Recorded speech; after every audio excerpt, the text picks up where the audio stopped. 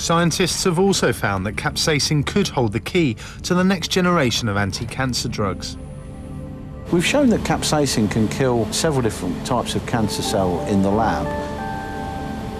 Capsaicin binds to proteins in the mitochondria of cancer cells, causing cell death by two major mechanisms. One is a process called necrosis, and this effectively explodes the cells very rapidly. The other process is apoptosis, actually cell shrinkage. Current treatments like radiotherapy kill both cancerous and normal cells, leaving the patient feeling ill. This work's particularly exciting because the use of capsaicin raises the possibility of selective cell death in cancer cells while sparing normal cells. So would eating spicy food have an impact on cancer? I don't think we've got enough evidence to say that just by eating spicy foods you might protect yourself against cancer. I guess the jury's still out and we need to do a lot more work before we can say that eating more curries definitely protects you from cancer.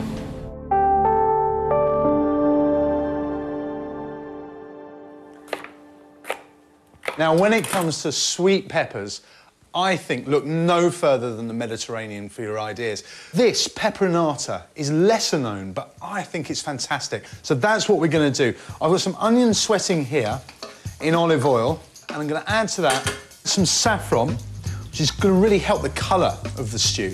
Next up, some dried flake chilli. Bear in mind that during the drying process, not only is the flavour of chilli concentrated, but so is all that heat, so use it sparingly. Next in is some garlic. Now, when we're prepping the peppers, we're removing the inside, not because we're concerned about heat. We just want the sweet flesh. All of these flavours in the pan are combining nicely, and that's exactly how we want it. We're now going to chuck in all the peppers. This dish is all about the sweetness that the sunshine has infused into these ingredients. Right, you can top it up with olive oil. Be generous with the olive oil. Now, once these peppers have just started to wilt down very slightly, it's time to add the tomatoes. Just tip those in, and then all that needs to do is gently stew for about 35 minutes. Now, to cook scallops really well, you need a little bit of olive oil. Once the oil's hot, take the scallop. It's got two flat surfaces. It's built for cooking. Just pop it into the pan like that. There we go. And you can hear that sizzling. That's a good noise. Just let them sit there. Don't start moving them around the place. Let them caramelise.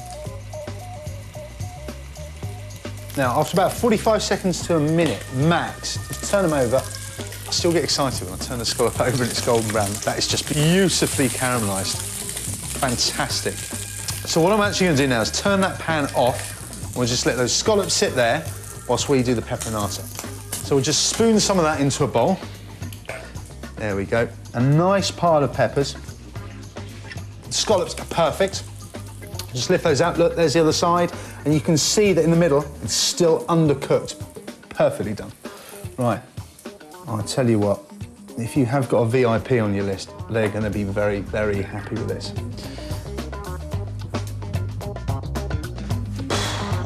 I've got nothing else to say.